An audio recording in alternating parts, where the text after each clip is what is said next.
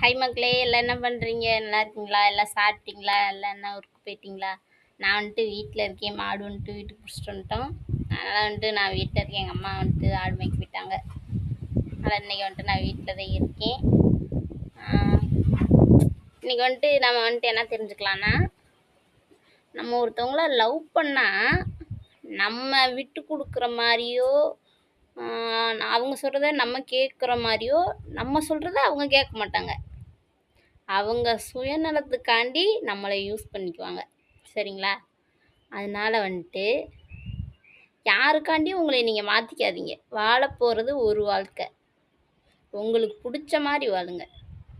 ஐயோ அவங்க பேசிடுவாங்களோ, இவங்க பேசிடுவாங்களோ அப்படின்னு சொல்லிட்டு மனசுக்குள்ளே இருக்க அந்த பயம் மட்டும்தான் நீங்கள் இப்படி இருக்கிறதுக்கு காரணமே. அதனால் வந்துட்டு உங்கள் வாழ்க்கையில் வந்துட்டு உங்களுக்கு ஒரே ஒரு வாய்ப்பு தான் கடவுள் கொடுப்பார். சரிங்களா? இருக்கிற வரைக்கும் லைஃப்பை என்ஜாய் பண்ணிட்டு போயிடணும். ஜாலியாக இருக்கணும் இருக்கிற வரைக்கும்.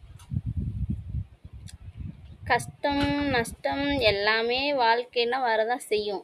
அதெல்லாம் கடந்து போனாதான் ஒரு மனுஷனுக்கு அழகு. கடவுள் வந்துட்டு எப்பயுமே நமக்கு வந்துட்டு கஷ்டத்தையே கொடுக்க மாட்டார். நமக்கும் ஒரு காலம் வரும். நீங்கள் நம்பிக்கையை இழந்துட்டீங்கன்னு வைங்களே, ஒன்றுமே பண்ண முடியாது. அதனால் நம்பிக்கையை என்றைக்கும் இழக்கக்கூடாது. அவங்க இருந்தால் தான் நம்ம பார்த்துக்குவாங்க. நம்ம வந்துட்டு அடுத்தவங்களை நம்பி ஃபஸ்ட்டு இருக்கக்கூடாது. அடுத்தவங்களை நம்பி இருந்தோம்னா நடு ரோட்டில் தான் நிற்கணும். அதனால் உங்களையே நீங்களே நம்புங்க. அடுத்தவங்கள நம்பாதீங்க என்றைக்குமே. சரி, நீங்கள் கொஞ்சம் முன்னேற மாதிரி தெரிஞ்சுனீங்களே, கெடுத்து விட்ருவாங்க.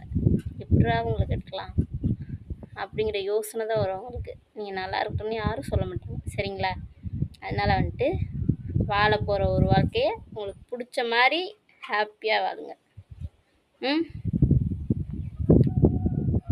பாய்.